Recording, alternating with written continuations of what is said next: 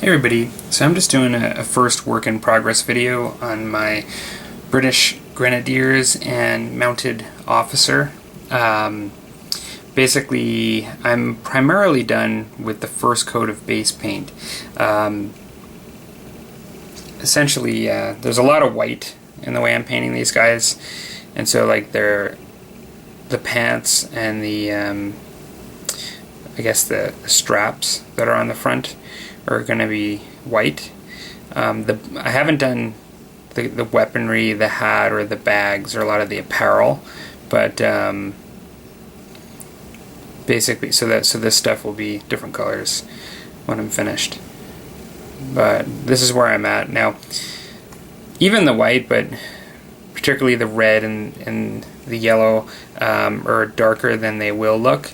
I am going to do this to match the look that I have for these guys. So to give you an idea, I've really just got one coat of base paint, but I'll actually be using a brighter red on top of this to give it a coloration that looks closer to this. And so that's kind of what I'm modeling after to keep it in line with my other guys.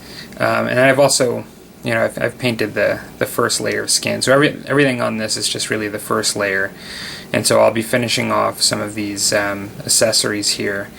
And then from there I'll be doing a mixture of washes and the next layer of base paint depending on what the color is. I did use some plaster as usual on the base. So yeah, these are coming right along. Not too bad to paint these guys. Actually, they're pretty good. And they moved along pretty quickly. I took a bit of a break. I haven't been doing as much painting recently after the barn, and so yeah, so that's why, even though I say it's quick, but it's taken me a while to get here to pick up the brush again. Doing really the same thing as far as the officer. I've used the same colors. The hat and the boots are going to be black on this, and I haven't, done the hair on any of them. He's got a sash, which will be a different color red, because it looked like most of the stuff I could see, the sashes that the officers wore were also red on top of a red coat, which is interesting. It doesn't create as much contrast as the white straps and things of the regular enlisted troops. Now, I wanted to have a little bit of a talk about horses today, because I actually have never painted a horse for miniature gaming. Part of that has to do with just playing a lot of 40K. This being really, well, I played bolt action, but there were no horses in my army. I guess there are actually, I think in the Polish army, some opportunities to paint horses. If I'm correct on that. And then just trying to think other games are just really, I'm just getting into, doing a bit of fantasy now, and so if you guys have been watching my videos, there's opportunities for horses there, I think, in some cases, but really this is the first one. Now, I do have 4 civilians with horses that I have to paint after this, so it won't be like this is the first and last. And I am planning on doing some dragoons in the future, British dragoons, so there'll be some horses. So this will be the first in doing this, but it's in some ways going to be a nice project because to work on my, I guess, technique. Now, I could see it changing quite a bit depending on what coloration of horse, because let's say if I went with a white horse, in some ways it'd be easier just because I have more experience painting white than what I'm about to propose. And I'm probably going to paint some white horses in the future. But on this one, I really thought, what do I want to do? Like, do I want it to be white or black, or, what are the various, there's so many different colors. Well, I did, like I did with the barn, I did a bit of a Google search.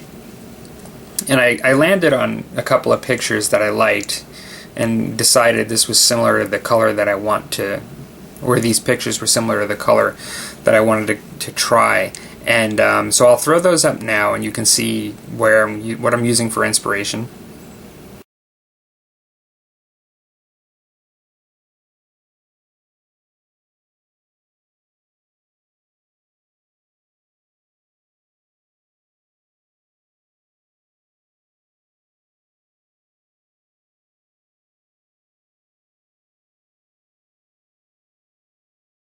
this is just the first layer of base paint. It's just a really dark brown.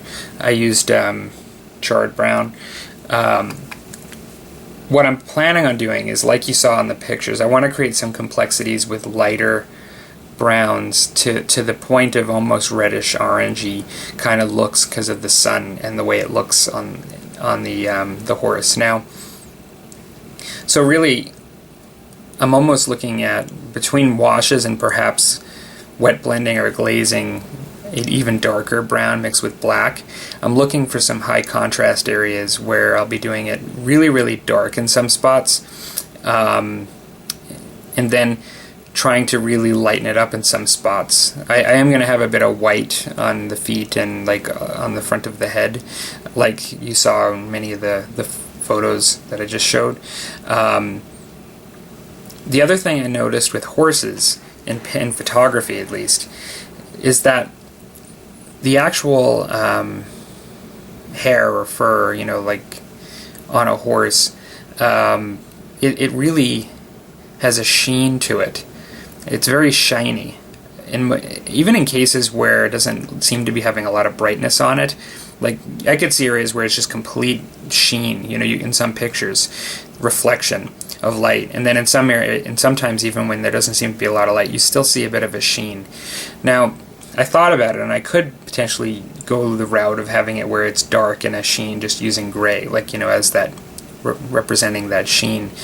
But I think what I'm going to do is, because I want to try these various colors to create some really reddish orangey looks and some dark browns and light browns to create that kind of look you saw, with it mainly being a dark brown horse. I'd like to just maybe use some gloss, so a higher amount of gloss in my matte finish when I'm done. So when I'm finished, I'm going to do a matte gloss. I usually do about a 1-to-1 with a little bit of water through my airbrush over the whole model. But I think I'm going to go for some pure gloss in some certain spots on the horse when I'm done to try to create a little bit of an extra sheen in comparison to the rest of the model. So yeah, this is just sort of that first base coat. The hair will likely be black that I'm going to use, and then I'll also paint the you know, like I'll be painting the saddle and all of the reins and the gear as well, the bridle. So, all right, so that's just sort of a quick Musket and Tomahawks update. I'm really kind of excited on this as a project. I find these kind of things, like, as much as I like to do painting and getting my army painted up, you know, like the soldiers, I really like these projects that sort of force me to learn, you know, and to do things differently and try to achieve effects. I find that that's more, in some ways, intellectually stimulating when it comes to the painting. And so, you know, after the barn, I kind of looked at this now as an opportunity to do something similar where I could try to achieve an effect I never have before.